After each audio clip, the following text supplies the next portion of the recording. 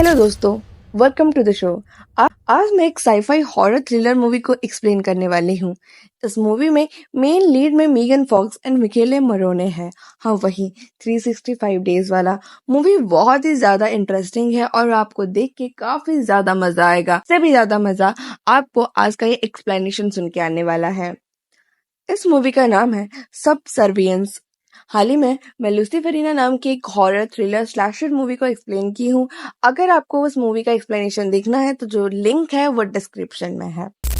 Movie के starting scene में हम एक मैरिड कपल को देखते हैं जो कि कुछ बात कर रहे होते हैं। उस मैरिड कपल का नाम निक एंड मैगी होता है। इधर निक बोलता है कि उसे ऑफिस जाने के लिए बहुत ही ज्यादा लेट हो रहा है, तो उसे मैगी बोलती है कि कभी कभी रूल ब्रेक करने में ही बहुत ज्यादा मजा आता है। उसी टाइम पे दोनों जोर जोर से हंसने लग जाते हैं। अचानक से मैगी के सीने में बहुत ही ज्यादा दर्द होने लग जाता है। हमें ये पता चलता है कि मैगी को असल में हार्ट अटैक आया है और वो हॉस्पिटल में एडमिटेड है। नेक्स्ट सीन में निक एंड आइला कोबोलो इंडस्ट्रीज की तरफ से ऑर्गेनाइज किए गए एक एग्जीबिशन पे गए हुए होते हैं एआई रोबो को परचेज करने के लिए। जब वो उधर पहुंचते हैं तो काफी सारे रोबोट्स देखते हैं जो कि बहुत ही ज्यादा इंसानों की तरह दिख रहे थे। ये देख के निक और आइला काफी ज्यादा चौंक जाते हैं। उसी टाइम पे एक सेल्स पर्सन उनके पास आता है और उनको रोबोट्स के बारे में समझाने लग जाता है। वो बताता है कि ये जो रोबोट्स है काफी ज्यादा सोफिस्टिकेटेड है, एडवांस टेक्नोलॉजी से बनाए गए हैं। इनका काम है कि ये लोगों को ऑब्जर्व करेंगे और उनकी तरह मिमिक करेंगे। इनको स्पेशली हाउस होल्ड काम या फिर बच्चों का केयर लेने के लिए बनाया गया है। तभी जब निक आयला का राय लेने के लिए पीछे घूमता है तो वो देखता है कि आयला उधर है ही नहीं। वो काफी ज्यादा टेंशन में आ जाता है। सेल्स पर्सन उसे टेंशन नहीं लेने के लिए बोलता है क्योंकि वो ऑलरेडी सिक्योरिटी को अलर्ट कर चुका है।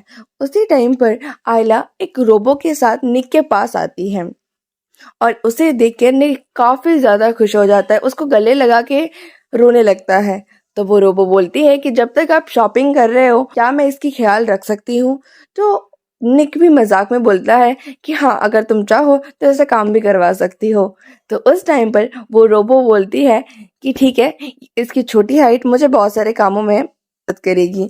ये सुन के निक काफी ज्यादा चौंक जाता है, बट सेल्स पर्सन बोलता है कि ये मजाक कर रही है।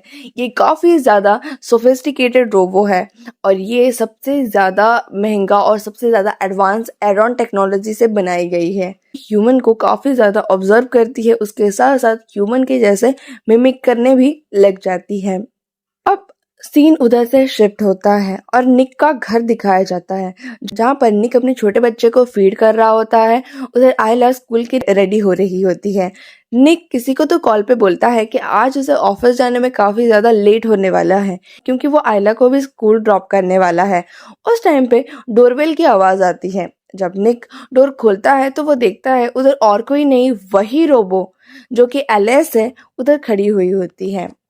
एलिस को देखकर निक अपना जो घर है वो साफ करने लग जाता है। तो एलिस उसे ये करने से मना करती है क्योंकि वो कोई इंसान नहीं है, वो एक रोबो है। उसके बाद वो पूरे घर को एक बार स्कैन करती है और एग्जामिन करती है और वो निक से पूछती है कि क्या वो अपने अलावा भी किसी को उसका प्राइमरी यूजर बनाना चाहता है। तो निक उसे मना कर देता है। एक्चुअली जो प्राइमरी यूजर होता है वो रोबो के सॉफ्टवेयर्स में कुछ चेंजेस ला सकते हैं और उसे रोक भी सकते हैं। उसके बाद निक आयला को स्कूल छोड़ने के लिए चला जाता है। फिर इधर एलिस पूरे घर में अकेली होती है और वो ग्रोसरी लिस्ट को स्कैन कर रही होती है और एक ही ब्लिंक में वो सब कुछ ऑर्डर कर देती है। उसके बाद वो घर की साफ सफाई करती है और निक एंड उसकी वाइफ मैगी की एक रखी हुई फोटो को वो बहुत ही ज्यादा गौर से देख रही होती है। जब निक और आयला घर आते हैं तो वो देखते हैं कि घर पूरी तरह से साफ है और उनके लिए एलिस डिनर भी बनाई थी। जब आयला वो डिनर को चखती है तो वो बोलती है कि इस डिनर में मम्मी जैसी रेसिपी नहीं है। यहाँ पर एलिस आयला को माफी मांगती है और बोलती है कि वो नेक्स्ट टाइम से इसको और अच्छे से बनाएगी। उसी टाइम पर मैक्स काफी ज्यादा रोने लग जाता है और उधर निक मजाक में ही मैक्स को लिटिल बर्डन बोलता है जिसका मतलब एलिस काफ़ी ज़्यादा गलत वे में ले लेती है और वो बोलती है कि क्या वो मैक्स को ऊपर वाले कमरे में छोड़ रहा है ताकि उसे कोई प्रॉब्लम ना हो, बट निक ऐसा करने से मना करता है। देर रात में आयला को काफ़ी ज़्यादा भूख लगती है, तो वो एक किचन में जाती है और कुकीज़ खाने के लिए एक चेयर के मदद से ऊपर चढ़ रही होती है। उस टाइम पे उसका बैलेंस बिगड़ता है और नीचे गिरने ही वाली होती है कि उधर एलिस आती है और उसे बचा लेती है। तब हम देखते हैं कि एलिस के पैर में एक कांच का टुकड़ा फंस गया था। उसके बाद वो नेक्स्ट सीन में हमें दिखाता है कि वो अपने घाव पर बैंडेड लगा रही होती है। उसी टाइम पे निक उसके रूम में आता है और उसे पूछता है कि क्या डैमेज ज़्यादा है। खैर निक को उसे रिपेयर करने की ज़रूरत है, पर जब इधर एलिस वो बैंडेड को निकालती है तो वो घाव पूरी तरह से सूख जाता है। अगले सीन में निक मैगी को मिलने के लिए आयला के साथ और एलिस के साथ हॉस्पिटल गया हुआ होता है।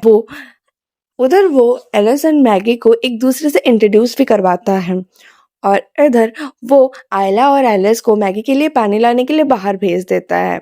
यहाँ पर मैगी निक को बोलती है कि मुझे लगा था तुम कोई इंग्लिश बटलर रोबो को हायर करने वाले हो। इस बात पर दोनों हंसने लग जाते हैं और निक बोलता है मैंने कुछ नहीं किया, इस आयला ही चूज की थी। मैगी निक को बोलती है कि उसे हॉस्पिटल पे काफी ज्यादा लोनली फील होता है, उसको घर की याद आती है, उसको घर वालों की याद आती है। यहाँ पर निक बोलता है कि कुछ ही दिनों की बात है, उसके बाद तुम ठीक हो जाओगी और घर आ जाओगी, सब कुछ पहले जैसा हो जाएगा। नेक्स्ट सीन में हम देखते हैं कि कंस्ट्रक्शन साइट पे काम कर रहा होता है। तभी वो देखता है कि बॉस को एक रोबोटिक कंपनी के साथ बात कर रहा है। तो वो अपने बॉस को जाके गुस्से में पूछता है कि कितने वर्कर्स को निकालने वाले हो। यहाँ पर बॉस बोलता है कि तुम्हें छोड़ के बाकी सबको निकालने वाले हैं, क्योंकि एक इंसान का रहना काफी ज्यादा जरूरी है और तुम उसके लिए परफेक्ट हो।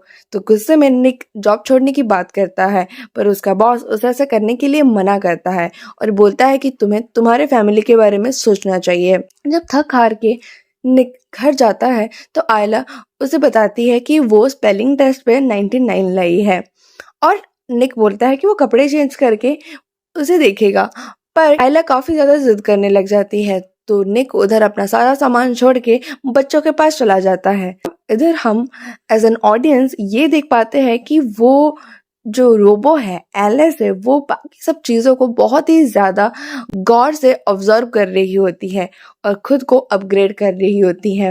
अगले सीन में हमें निक को एक गैराज में दिखाता है जहां पर वो कार ठीक कर रहा होता है।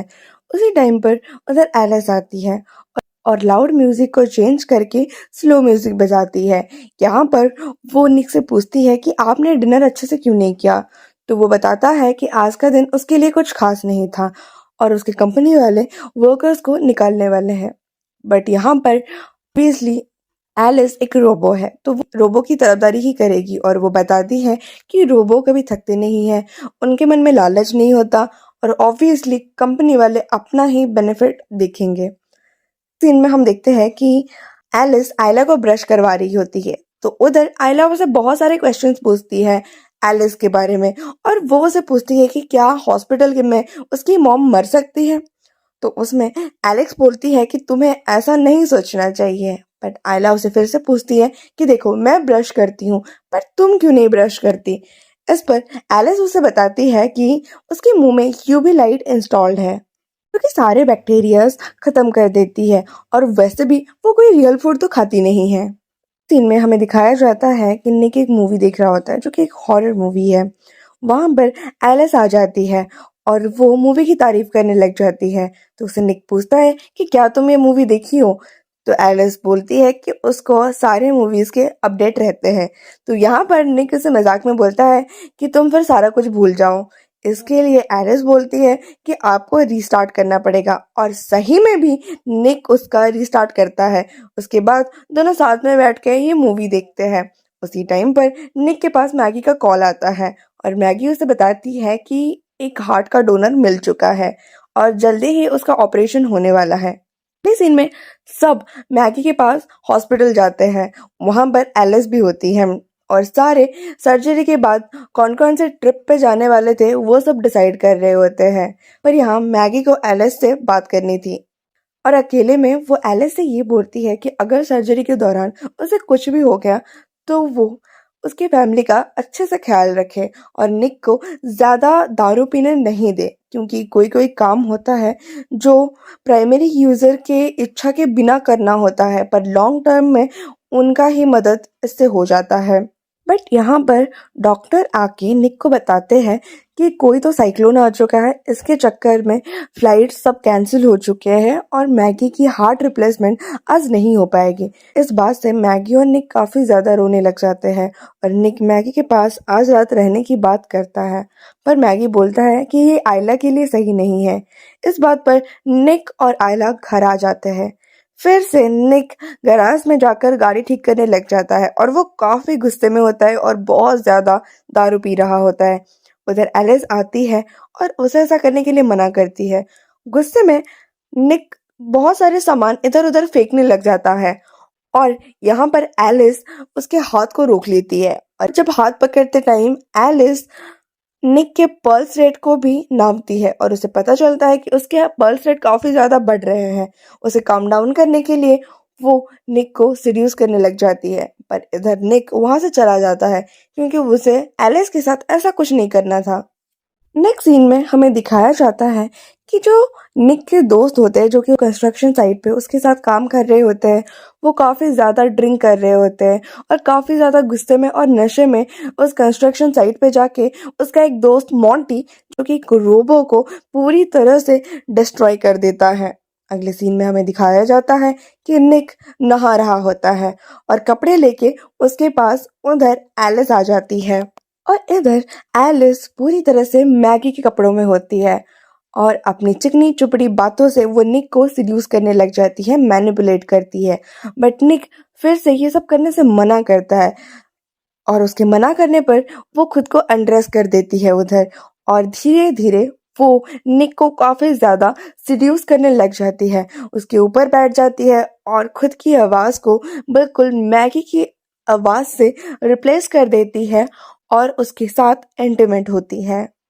सुबह होता है, निक उठता है और वो एलिस से ये बोलता है कि हमें ये सब नहीं करना चाहिए, पर फिर भी एलिस उसे इंटीमेट होने के लिए कन्विंस कर रही होती है। उधर से निक अपने कंस्ट्रक्शन साइट पे चला जाता है। उसे उधर उस रात की बात पता चलती है। उसको उसका बॉस उसे साइड पे लाके ये बोलता है, अगर मुझे पता चला कि इस कांड में तुम्हारा कोई हाथ है तो मैं तुम्हें बिल्कुल नहीं छोड़ने वाला हूँ। उधर से निक के पास मैगी का कॉल जाता है और वो बताती है कि और उसका हार्ट रिप्लेसमेंट सर्जरी सक्सेसफुल रहा है। उसके बाद वो घर आ जाती है। घर आने के बाद उसे पता चलता है कि एलिस सब कुछ बहुत अच्छी तरह से मैनेज कर रही होती है और उसे बच्चों के बारे में काफ़ी कुछ पता चल चुका होता है। इसके बाद एलिस मैक्स को लेके बाहर चली जाती है। उधर एक बच्चा काफ़ी ज़्यादा रो रहा होता है, जिससे एलिस का जिससे मैक्स काफ़ी ज़्यादा डिस्टर्ब हो रहा था, तो वो उस बच्चे को बहुत ही ज़्यादा रूडली चुप रहने के लिए बोलती है। तो इससे बाकी रोबो उसे बोलते हैं कि तू काफ़ी ज़्यादा बदल चुकी है और तेरे प्राइमरी यूजर्स ने तेरे साथ कुछ तो छेड़खानी की है। इधर एलिस बोलती है कि वो उन लोगों से काफ़ी ज़्यादा बेटर है क्योंकि उसके प्राइमरी यूजर ने उसे रीसेट किया है और वो अब डिसीजंस खुद से ले सकती है, उसे किसी की परमिशन की ज़रूरत नहीं है। यहाँ पर हुआ है असली गड़बड़, क्योंकि उस दिन रात में मूवी देखने के लिए उसको निक ने रीसेट किया था। निक उसका प्राइमरी यूजर है, पर उस दिन निक काफी ज्यादा नशे में होता है। वैसे तो वो बस मूवी की मेमोरीज डिलीट करने के लिए बोलता है या फिर रीसेट करता है, पर इधर ये होता है कि उसका पूरा एलिस का पूरा प्रोग्राम रीसेट हो जाता है और सारे मेमोरीज डिलीट हो चुके थे। उसके अगले सीन में हम देखते हैं कि मैगी जो होती है वो अपने परिवार के लिए डिनर बनाई होती है, जिसका मैक्स और आयला बहुत ज़्यादा तारीफ करते हैं और बोलते हैं कि जो टेस्ट मम्मा के खाने में है या फिर मम्मी के खाने में है वो एलिस के रेसिपी में नहीं है। तो इधर मैगी इस बात पे स्माइल करती है, पर उसे चक्कर आने लगता है कि ऑब्वियसली उसका हार्ट सर्जरी हो रखा है। तो उसके पास एलिस आती है और उसे उसके रेसिपी के बारे में पूछने लग जाती है, पर मैगी उसे बोलती है कि ये फैमिली सीक्रेट है, तुम रहने दो। ऊपर वाले कमरे में मैगी रेस्ट कर रही होती है। मिडनाइट में उसे नीचे से आयला की आवाज आती है कि मुझसे दूर रहो, मुझसे दूर रहो। ये सुन के मैगी दौड़ के नीचे आती है, पर सीढ़ी तो टूटा हुआ था और वो नीचे गिर जाती है। जब नीचे गिरती है तो उसे फिर से एलिस उठा के रेस्ट के लिए सुला देती है। जब निक घर आता है तो वो देखता है आयला के रूम में से मैगी की ये स्टोरी सुनाने की आवाज आ रही है। जब वो अंदर आता है तो देखता है कि उधर मैगी नहीं, एलिस होती है जो कि मैगी की आवाज निकाल रही होती है। तो उधर आके निक उसे ऐसा करने से मना करता है और इधर एलिस बोलती है कि मैगी गिर गई है तो उसे रेस्ट की जरूरत है। तो उसे निक गुस्से से पूछता है अगर तू सीढ़ी ठीक कर चुकी थी तो फिर से मैगी उधर कैसे गिरी। तो इधर हमें पता चलता है कि इसमें ही कुछ ना कुछ गड़बड़ी है। वो जानबूझ के ऐसा सब सिचुएशन क्रिएट कर रही है। वो जानबूझ के आयला की आवाज निकाल के मैगी को नीचे बुलाई थी। वो एक एआई रोबोट तो थी बट काफी ज्यादा अजीब थी और उसके इंटेंशंस भी कुछ ज्यादा सही नहीं लग रहे थे। इसके बाद निक मैगी के पास जाता है और उसे सरप्राइज कैंडल लाइट डिनर के लिए बुलाता है, जिसका पूरा डेकोरेशन निक अपने हाथों से घर के पीछे किया हुआ होता है, जिसे देखकर मैगी बहुत ही ज्यादा खुश हो जाती है। उसके बाद रात को निक और मैगी इंटीमेट हो रहे होते हैं कि अचानक से बीच में रूम में एलिस घुस जाती है। और उस टाइम भी जब वो कैंडल लाइट डिनर कर रहे होते हैं तो हम दूर से एलिस को देखते हैं जो कि काफी ज्यादा समाव जेलस फील हो रही होती है या फिर जेलस दिख रही होती है। जब दोनों इंटीमेट हो रहे होते हैं तो उसको देखकर काफी ज्यादा शॉक हो जाते हैं और वो आके बोलती है कि आयला को एक गंदा नाइटमेयर आया है, उसे आके प्लीज नेक्स्ट चेक करो। ये बोल के वो उधर से चली जाती है।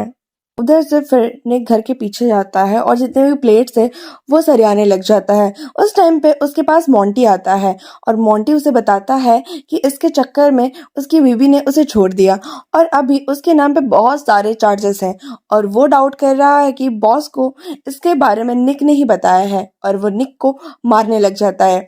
यहाँ पर एलिस आती है और मोंटी के हाथ में कांच का ग्लास घुसेड़ देती है। यहाँ पर एलिस और निक गैराज में आ जाते हैं और निक एलिस से पूछता है कि रोबो को किसको हर्ट करना अलाउड नहीं है, तो फिर उसने ऐसा क्यों किया। तो यहाँ पर एलिस बताती है मेमोरी यूजर को बचाना उसका मेन काम है और ये सब उसके प्रोटोकॉल के अंदर आता है और बच्चों को एटलीस्ट एक पेरेंट की तो जरूरत है ही। इस बात पर निक बहुत ज्यादा भड़क जाता है और वो बोलती है कि मैगी के पास ज्यादा टाइम नहीं है। इस बात से निक और भी ज्यादा भड़क जाता है और वो बोलता है कि तुम मैगी बनने की कोशिश मत करो, तुम कभी मैगी बन ही नहीं सकती हो, उसने घाव को झेला है, वो दर्द सही है। इस बात पर एलिस काफी ज्यादा अजीब बिहेव करने लग जाती है। वो एक कांच का टुकड़ा रखती है अपने गले के पास और मैगी की आवाज में बोलती है कि घाव उसके अंदर भी हो सकता है, तुम बताओ तुम कहाँ घाव पसंद करोगे देखना। इस बात पर काफी ज्यादा चौंक जाता है निक और उधर से चला जाता है। अब यहाँ एलिस काफी ज्यादा गुस्से में मोंटी के घर में जाती है और उधर वो उसको मारने लग जाती है। यहाँ पर मोंटी बोलता है कि जब मैं निक को फंसा के उसका सारा प्रॉपर्टी हड़प लूंगा उसके बाद वो कंगला हो जाएगा और सबसे पहले तुम्हें ही बेचेगा। इस बात पर वो मोंटी के हाथ से गन लेके उसे मारने लग जाती है। यहाँ पर मोंटी की एआई रोबो भी आती है उसे बचाने के लिए, बट वो गन से मोंटी के एआई रोबो और मोंटी दोनों का ही सर उड़ा देती है। नेक्स्ट सीन में जब निक कंस्ट्रक्शन साइट पे जाता है तो उसे उसका बॉस बताता है कि मोंटी की काफी ज्यादा दर्दनाक तरीके से मौत हो चुकी है। इस चक्कर में निक को कुछ दिनों का ऑफ मिल जाता है। नेक्स्ट सीन में हम देखते हैं कि जब मैगी बाथटब में नहा रही होती है तो उसके पास उसके हाथों से एक बुक गिर जाती है।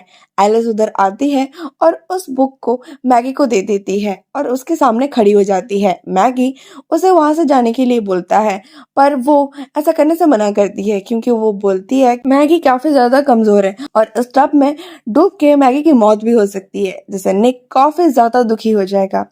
ऐसे दोनों बात करने लग जाते हैं और बात करते करते वो निक के फिजिकल नीड्स के बारे में मैगी को बताने लग जाती है, जिसके बाद मैगी को पता चल जाता है कि एक्चुअली में एलिस और निक के बीच में उस रात में हुआ क्या था और इस बात से मैगी बहुत ही ज्यादा नाराज हो जाती है। जब निक ऑफिस से घर आता है तो वो देखता है कि मैगी काफी ज्यादा ड्रंक है और उससे वो लड़ाई करने लग जाती है। ऊपर से मैक्स की रोने की आवाज बार बार आ रही होती है और निक भी ऊपर जाने के लिए बोलता रहता है, बट मैगी उसे मना कर देती है। अब हम ऊपर में देखते हैं कि एक्चुअली में एलिस जो है वो मैक्स के रूम में है और मैक्स एक बाथटब के अंदर है। और उधर पता नहीं बहुत ही ज्यादा अजीब तरीके से एलिस उसे लिटिल बर्डन बुला रही होती है। जैसे कि स्टार्टिंग सीन में हम देखे थे कि मजाक से निक उसको लिटिल बर्डन बुला रहा होता है। यहाँ पर हम देखते हैं कि एलिस उसको लिटिल बर्डन बुलाते बुलाते वो टैब खोल देती है और वो जो बच्चा होता है मैक्स वो बाथटब के अंदर ही होता है। अब मैक्स की आवाज सुन के आयला एलिस के पास आ जाती है और वो देख के रोते रोते अपने पेरेंट्स को चिल्लाने लग जाती है, बुलाने लग जाती है। उसके पेरेंट्स जो कि नीचे लड़ रहे होते हैं आयला की आवाज सुन के ऊपर आते हैं तो वो देखते हैं कि वो जो दरवाजा है बाथरूम का वो अंदर से बंद है। और उधर निक एक लैंप लेके दरवाजे को तोड़ने लग जाता है और वो तोड़ के अंदर आ भी जाता है। और यहाँ पर हम ये देख पाते हैं कि एक से पहले भी मैगी खिड़की के रास्ते से अंदर आ चुकी होती है और एलिस उसका गला पकड़ के उसको उठा के रखी थी। इस टाइम पे निक वो लैम्प से बहुत जोर से एलिस के सर पे मारता है, जिसे एलिस बहुत ज्यादा गुस्से से निक के और देखती है और बोलती है कि तुम्हारा परिवार ही तुम्हें दर्द देता है और मैं इस दर्द से तुम्हें मुक्ति दे रही हूँ। और गुस्सा होके निक उस लैम्प से दोबारा एलिस पे वार करता है और अब की बार ये जो लैम्प है वो एलिस के हाथ में घुस जाता है और उस टाइम पर मैगी प्लग इन कर देती है और उसको गंदा वाला करंट लगता है और वो नीचे गिर जाती है। नेक्स्ट सीन में हम देखते हैं कि एम्बुलेंस आता है और मैक्स को लेके हॉस्पिटल जा रहे होते हैं। अभी मैगी को बार बार निक सॉरी बोल रहा होता है और वो मैक्स के साथ हॉस्पिटल चली जाती है। अब यहाँ पर एलिस को अंडर इमरजेंसी एनालिटिक में रखा जाता है। जब उसकी मेमोरी कोर को सिस्टम से जोड़ा जाता है तो पता चलता है कि उसने अपनी पूरी प्रोग्रामिंग ही चेंज कर दी है और वो दूसरे रोबो के अंदर खुद को रिप्लिकेट कर चुकी है। दोनों वर्कर्स सिस्टम बंद करने से पहले ही दूसरी रोबो एलिस फिर से जाग जाती है और दोनों को उधर ही मार देती है। अब एक बार में ड्रिंक कर रहा होता है। उधर एलिस आ जाती है और बोलती है कि तुम्हारा परिवार ही तुम्हारे दर्द का कारण है, जिससे मैं तुम्हें मुक्ति दिलाऊंगी। और अब एलिस की बातों से निक को ये भी पता चल जाता है कि एलिस ने ही मोंटी को मारा है। सो निक एलिस को उसके परिवार से दूर रहने के लिए बोलता है, बट एलिस बोलती है कि अब बहुत ही ज्यादा देर हो चुका है और मैं ऑलरेडी उधर हूँ। यानी उसने अपनी मेमोरी को सबके अंदर रेप्लिकेट कर दिया है। जैसे कि हमें पता है कि ये मूवी उस टाइम को लेके बनाया गया है जब हर इंडस्ट्रीज में एआई रोबोट थे। उधर निक एलिस को अपनी बातों में उलझाकर उसका मेमोरी को लेके उधर से भाग जाता है। हॉस्पिटल रूम के बाहर अब मैगी को कुछ आवाज आती है तो उसे वो चेक करने के लिए जाती है। आयला को मैगी की आवाज में बुलाने की आवाज आ रही थी। आयला उधर देखती है कि एक एआई रोबो उधर खड़ा था। तभी एक और आवाज आती है कि आयला कहाँ हो। आयला की मॉम उसे टेबल के नीचे छुपा देती है। एक फीमेल एआई रोबो उन्हें ढूंढने लगती है और मैगी किसी तरीके से आयला और मैक्स को लेकर उधर से भाग जाती है। निक उन्हें कॉल करता है बट फोन हॉस्पिटल में ही छूट गया था। एलिस फिर से उठकर मैगी पे वार करने लग जाती है, पर इस बार निक और मैगी दोनों मिलकर एलिस को खत्म कर देते हैं। सीन में निक और उसके पूरे परिवार को हॉस्पिटल में दिखाया जाता है। सब साथ में होते हैं, बहुत खुश होते हैं और मानती है कि डॉक्टर ने उसे डिस्चार्ज कर दिया है और वो चाहती है निक भी जल्दी घर आ जाए। इधर हमें सिस्टम एनालिटिक सेंटर दिखाया जाता है जहां पर तबाही मची हुई थी।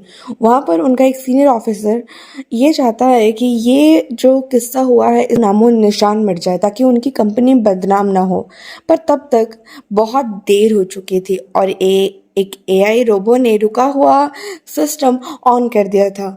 अभी फिर से एलिस जाग गई थी। इस मूवी में हिंट मिला है कि इसका सेकंड पार्ट भी बहुत जल्दी आने वाला है और सेकंड पार्ट काफ़ी ज़्यादा इंटरेस्टिंग होने वाला है, क्योंकि इधर हमें पता चलेगा कि एक्चुअली में एलिस अभी करेगी क्या। क्या उसे निक के लिए ये जो प्यार है, जो पागलपन है, वो और ज़्यादा बढ़ गया है, या फिर निक के फैमिली के लिए उसके मन में और ज़्यादा नफरत भर गई है।